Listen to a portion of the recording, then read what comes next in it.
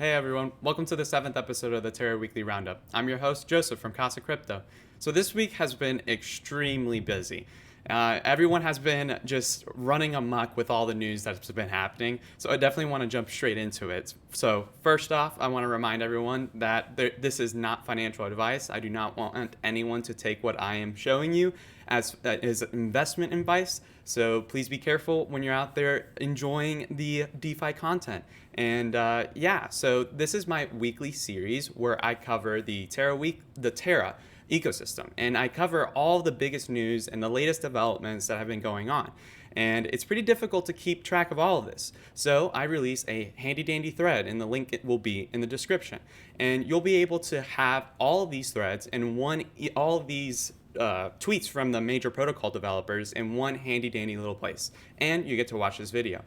Soon I will be probably releasing this in podcast form. I've been kind of playing with that idea. I don't really know what it means to make a podcast, so I have to figure that out. So just be looking forward to that. So thank you guys for tuning in to the 7th episode. Let's go ahead and get into it.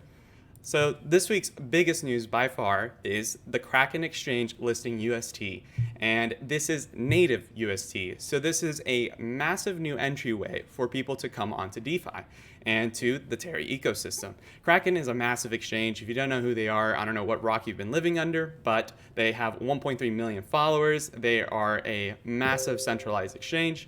So thoroughly recommend you guys checking them out and realizing that UST is being listed on here. It's accomplishing that goal. UST is taking over, and now it is becoming a predominant option on the major exchanges. Next up, on a smaller note, for a smaller exchange that is, they're a much newer exchange, it seems like. I've never heard of them, but they're Coinmetro. And Coinmetro has now started supporting UST, Luna, and Mirror, which is very interesting to have all three of them put onto this exchange. It's very ambitious in terms of onboarding crypto from the Terra ecosystem. So excited to see that it's being spread, and this is also in its native form.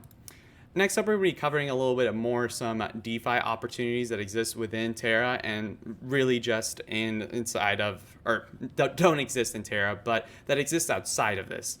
And right now, CremaFinance, which is a Solana-based, I forget how they brand themselves, first concentrated liquidity protocol, and they have now enabled a USDC pool. So this is great for anyone who's trying to not have any impermanent loss or to have some overwhelming risk from becoming a liquidity provider. So great opportunity here. Go check it out. It's enabled through Wormhole, and it is on the Solana chain. Next up is going to be the Kava network. I'm not too familiar what the Kava network is, but the Kava app is now allowing lunatics to come on and directly deposit their Luna. And they're going to be adding a way for you to connect your Terra wallet, if I'm not mistaken. So this is an Ethereum-based location, so be fair warned, you might be entering a world of excessive gas. I'm not entirely sure what the Kava network does, but definitely worth keeping an eye out because it seems to be playing a pivotal role in terms of interpolating and connecting the Cosmos verse along with the Ethereum blockchain. Okay, so by far, the biggest news came from Kado Money, besides Kraken listing UST, but this is even bigger in the sense that it's going to expand the use case for UST, and it's also going to provide it to be a staple for entering DeFi and to enter just crypto in general. The biggest issue to get people to even try the Terra ecosystem is how you entry, and Kado Money has launched their on-ramp. And less than 10 minutes, I've been seeing some transactions just go through within seconds. So definitely probably not 10 minutes anymore, but Kado Ramp is now allowing you to connect your debit card and immediately go from fiat currency to UST. And this is a dream come true for anyone who's trying to enter DeFi. And I just can't help but imagine all the people who are curious, who are crypto curious and want to experience DeFi and potentially start yielding in this ecosystem and abroad. This is a great way for people to enter, and it's going to open the floodgates. So if someone hears about some sort of a massive exchange listing on Solana, they will have an easy on-ramp through here instead of having to go through a decentralized exchange or anything that is more difficult, or even if you have to enter through the ERC20 chain. And that was something that I hated dealing with. You had to go through ridiculous plans to end up in Terra. So this is just a massive innovation. I can't wait for their off-ramp to happen because that is really good to also do. Let's face it, we're not getting rid of fiat currency yet. I hope that we are very close, but yeah, massive news here. Definitely check out this thread. Next up is going to be about Prism. Prism has been hard at work. That team has a lot of work cut out for them. But this week they launched their refraction. You can now go to their protocol and officially just refract all your forms to P Luna, Y Luna, and C Luna. It's locked a massive amount of liquidity. 1.7 million Luna has been refracted. This is just huge. 59% Prism has been staked. That really tells you how the community is feeling about Prism, and they're very bullish on this development and this trend. So super excited to keep seeing them develop, flesh this out. If you guys believe that P Luna or Y Luna are more important, please drop it in the comments or tweet at me on Twitter. I am not convinced on either camps. Right now, I know Y Luna is winning, but who knows what the market's going to do. Personally, I think that we're never going to have a stationary evaluation. Right now, I think it's overwhelmingly for Y Luna, but I think that it's always going to be ever changing depending on the market conditions. And we're never going to truly see a stable P Luna versus Y Luna. I think it's going to be ever changing, and there are going to be times that one camp is winning and the other camp isn't. So let's move on to the Do Kwon news. I can't cover this week's roundup without hitting on this news. This is in regards to Canada's Deputy Prime Minister announcing basically an act that is being used using the Emergency Act, and they're finding ways to freeze crypto wallets and to freeze crypto assets, and all in the name for preventing terrorism or homegrown terrorism. It seems like they're expanding that definition, and this is just emboldens the claim that Luna and the Terra ecosystem has. Do Kwon here puts it in 6 concise words. UST can never be frozen, become sovereign. And this just cannot be more nail-hitting on the head. Like, this is incredible for him to put out there because it just reminds everyone. Anytime you see these news, remind yourself of what you're investing and what this ecosystem stands for. Because this is a massive way to look at this, and it's a breath of fresh air for crypto, and it stays true to the intentions of DeFi. Next up, we're going to be covering some protocol level developments throughout the ecosystem. Most of them have been kind of run of the mill, but there are some exciting things. White Whale is by far one of the most exciting protocol developments, and they've launched their vault, their ARB vault. So now you can deposit your UST and participate in keeping the peg, where you can arbitrage the different times that UST comes off its peg. Sometimes UST will go to 1.01 or 99 cents and some massive amount of decimals after it. So in those situations, there are bots that are actively purchasing on multiple ends to kind of help balance that peg. And White Whale is giving that access to the people. They have built a robust system that helps people participate in this, and you can just simply go to their protocol, deposit into their vault, and you can yield from that area. So massive development there. Don't know what the APY is looking like right now. All their counter shows is 20% plus. I probably could have read up a little bit more. I don't know if there's any data out there. So definitely be keeping an eye out for someone to come out and say what your yield is if you're depositing into that vault. Next up, we're going to be talking about Edge Protocol. The Genesis pool is now live. The Genesis pool is rather interesting, and Edge is kind of doing an interesting value proposition.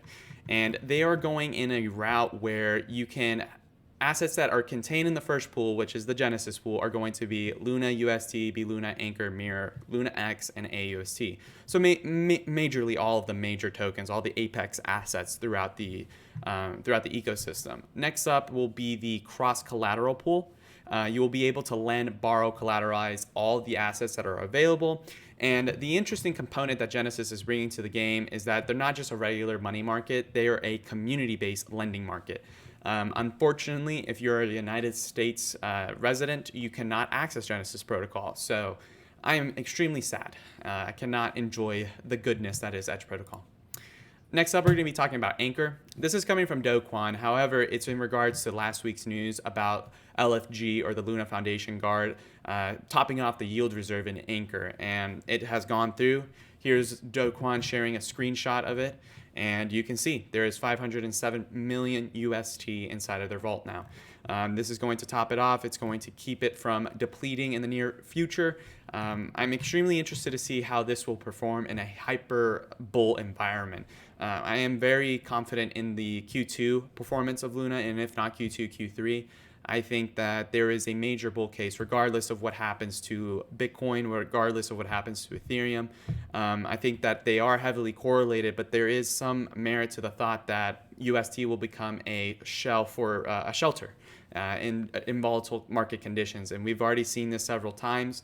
But I want to see how this yield reserve will perform under those high stress environments, even in a bull market when everyone is just in here borrowing and implementing. I think the V2 model is much more suited for high stress areas. So it's going to be interesting to see how this happens, how this develops, what happens to the yield reserve. So I'm definitely going to be keeping an eye out here, and I'll be providing you guys updates. Next up, we're going to be talking about a proposal that Retrograde has put up, and it's going to be focusing on the tokenomics aspects of Anchor. And they are really trying to improve the tokenomics here. They're focusing on the value accrual, and they want to incentivize holding Anchor more. They want to. The biggest proposal here is that they want to offer some sort of escrow holding of your Anchor tokens to give you V Anchor, and that is essentially the only way you can participate in governance. And I believe they're trying to do away with staking. It's going to be interesting what this does. So definitely going to keep an eye out. Every lunatic needs to be aware of what's going on with Anchor. So definitely check out this. It's worth discussion, and it's something to look at. Next up, we're going to be talking about Stader.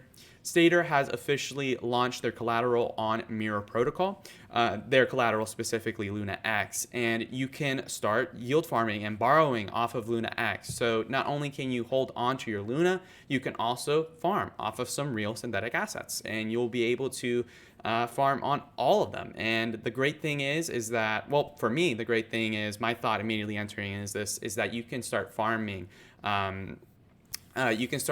physical assets like gold, commodities, that's the word. But yeah, commodities, you can start farming several synthetics that track the price of the commodities.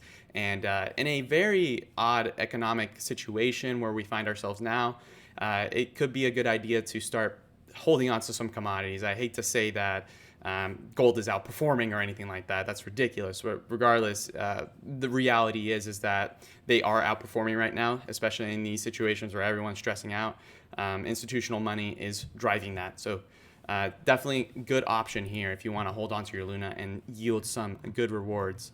Okay, so we're going to hop into the biggest, just kind of some quick news. There's been a lot of news this week. This is going to be just kind of a quick brush through.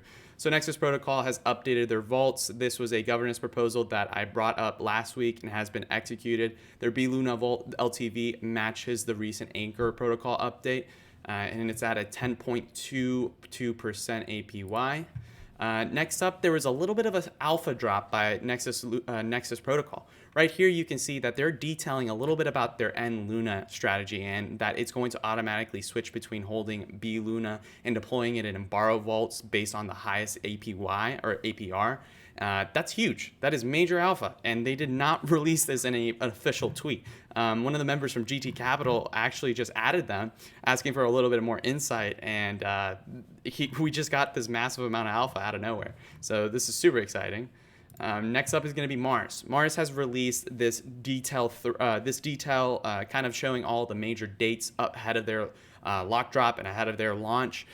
Sequences are fully a go, 3 days away from Mars launching today, so definitely give this thread a look. Next up is a Kujira thread. Kujira team has been hard at work, and they kind of released a thread detailing what's going on under the hood. The biggest points that I want to touch on are the fact that we are dangerously close to getting a cross-chain Kujira. That's super exciting because of the fact that they are liquidation. They're a liquidation protocol. We will start seeing liquidation events from Ethereum. We'll start seeing them from Binance and Solana, many more. So super excited to see this, but it seems like we're very close. Next up is going to be Atlo Protocol. It feels like yesterday Atlo Protocol was just barely known, and here we are. They have now their first proposal up for voting. The Mint DAO has officially been up for. They're trying to apply so that they can launch on Atlo, And Atlo has an interesting little staker incentive program where if you vote and participate more, you gain a little bit more rewards. So very interesting situation here. It's great to see the next era of protocols kind of launching. Next up, we're going to be touching upon Apollo DAO, one of the blue chips of the ecosystem. They kind of released a similar thread to the Kuji team where they open up the hood and kind of show everyone what's going on here. And right here, you can get a little bit of an update, some insights, specifically just some of where their thoughts are and what their priorities are. Next up is Spectrum. In regular form, they've been implementing vaults after vaults. They have a new proposal up live on their website, so they're trying to see if they can implement an M90 MDIS vault. They also have implemented 2 new vaults for UST, and this is going to be with the TNS and GLOW. Some interesting pairs here. You can see that the GLOW APY is actually insane. So. Next up, we're going to be talking about Loop Finance. Loop Finance is actually discussing, or that they will be implementing a change of the way that rewards are being allotted for stakers. They are incentivizing 18-month holders more. So if you want to be in the loop, no pun intended, definitely check out this thread. Next up, we're going to be covering the week's biggest community threads. And I found that this week the community was very, very hard at work, and they're trying to affect ecosystem-wide change. And right now, the one we're going to focus on first is going to be the one from Moon Midas. Moon Midas, I've focused on him before. He's a super active member of the community. Recommend to follow him. Great guy. So this week he has called upon Terra Station to be updated and to reflect a superior form of a Terra blockchain explorer and extraterrestrial finder. This is what I go to. This is what I use, and I have it bookmarked. It's my go-to. I don't even use the Explorer Finder on Terra Station. Midas outlines the objective facts as to why extraterrestrial is better than the current situation on Terra Station, and he even brings up the fact that Do Kwon vouched for it, where a community-led development actually ended up superseding and becoming better than what the team put together, because the team was focused more on the macro world instead of just something this tiny. Regardless, this is something super important. Definitely give him his support. Apparently, I haven't voted, so there you go, Minas. I voted live on camera. You're welcome. Next up, we're going to be talking about Hutch. He's also following suit here, and he is requesting some kind of engagement. Mirror has kind of been falling off the wagon. Low-key, I've been thinking that Mirror is kind of coming back, especially with the commodity stuff that I touched upon earlier. Regardless, there is going to be a steering committee, or Hutch wants there to be. There is a vote now up on their on the protocol requesting the community to see if they want a group of anons that are going to be dedicated, and they're requesting funding to improve the situation with Mirror and to enhance the LunaX and AUST looping strategies. Definitely recommend going participate in this. Mirror was a blue chip of this ecosystem. It was one of the major things when I first joined. And it's important to remind ourselves that Mirror has great potential. It just on face value, man, you can buy stocks from anywhere in the world and participate in stock markets that most people wouldn't have access to. It removes those borders. It's a major protocol, definitely worth the discussion at least. Go check out this thread. Shout out to Hutch for being so active, and shout out to Moon Midas for being so active. Okay, so that's going to wrap up this week's Terra Weekly Roundup. If you stayed around this long, thank you so much. It was a long week. I'm excited to be bringing you guys this content. Lately, I've been working part-time with the Terabytes team. I'm super excited to be joining their team and working alongside them. We're going to be hosting weekly Terra Spaces, Twitter Spaces, and we'll kind of be touching upon the news. It'll be hosted tomorrow on Saturday, 10:30 a.m. Central Time. And it's going to be a hoot of a time. I'm excited to talk to everyone. I'm excited to see if we can bring up people and talk about the latest and greatest developments in the ecosystem. And perhaps we might start inviting some of the lesser known protocols to kind of give them a little bit of a platform to discuss what developments they have. So if you want to be on the loop of some of like the smaller groups, definitely stay in tune and think about joining that Twitter space. So thank you, everyone. I will see you guys next week. Hit the like, subscribe. Thanks.